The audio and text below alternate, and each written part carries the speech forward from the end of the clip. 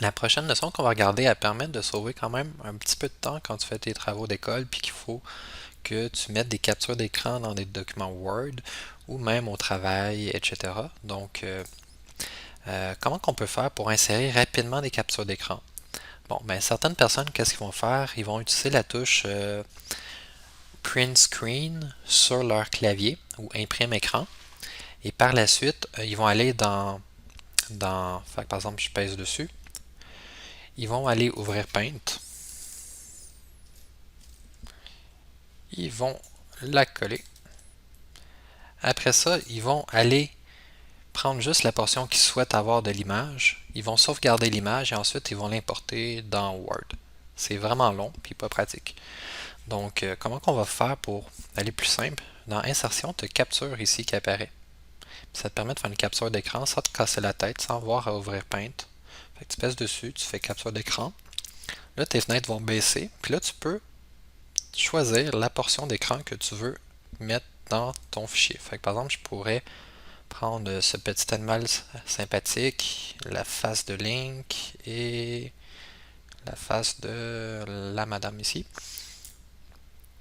Et dadam, j'ai une capture d'écran sans me casser la tête du tout. Autre chose qu'on va regarder, c'est d'autres options dans mise en forme qui existent. Entre autres, on voit que l'image, elle s'est placée où est-ce que mon curseur était quand j'ai fait insertion capture d'écran, mais elle est très rigide. Si mettons je la bouge, on voit que ça il peut pas avoir du texte à côté, même si je le rapetisse, c'est ça n'a peut-être pas le comportement que je veux. Ça, on peut jouer avec ça par rapport à l'habillage du texte et la position. On va regarder les deux. En fait, l'habillage, ça permet de dire comment que mon image va être alignée par rapport au texte. Fait qu'est-ce que ça va être aligné sur le texte? Est-ce que ça va être en encadré? C'est-à-dire, ben, s'il y a des morceaux de phrases qui peuvent rentrer à côté, ben rentre-le. Puis sinon, laisse ça comme ça.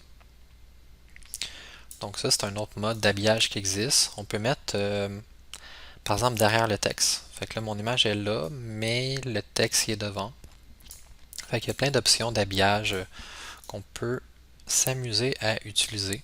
Comme un qui est le fun, par exemple, quand on met encadré, ben, tu peux mettre ton image comme ça, puis ça épouse la forme de ton image sans trop te casser la tête.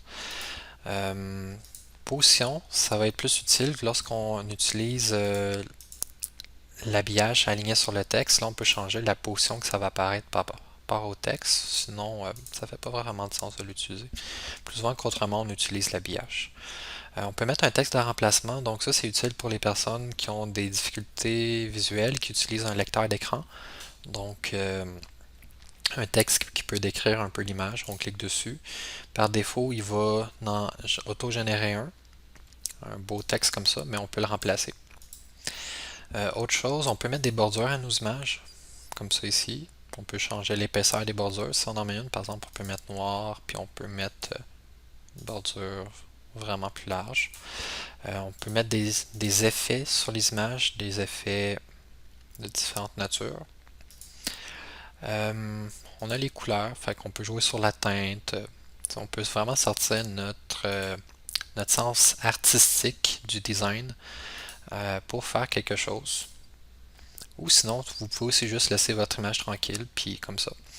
Mais sachez quand même qu'il y a beaucoup d'options qui existent à l'intérieur du ruban mise en forme.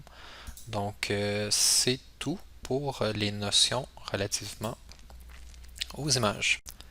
Je pensais que j'avais fini, mais finalement, je vais recontinuer un peu. Resélectionnez votre image et si vous voulez avoir un effet qui est proche de celui dans le résultat final, dans la mise en forme, tu peux prendre le style d'image qui va mettre un rectangle arrondi réfléchi. Donc dans la section style d'image ici, fait que ça fait que ton image, il donne comme un réplica, comme un effet miroir qui apparaît en bas. Et autre petite correction qu'on va faire immédiatement, le titre ici devrait être plus grand. Fait qu'on pourrait le sélectionner, aller dans Accueil et augmenter sa taille pour que ça donne quelque chose un petit peu plus grand comme ça. C'est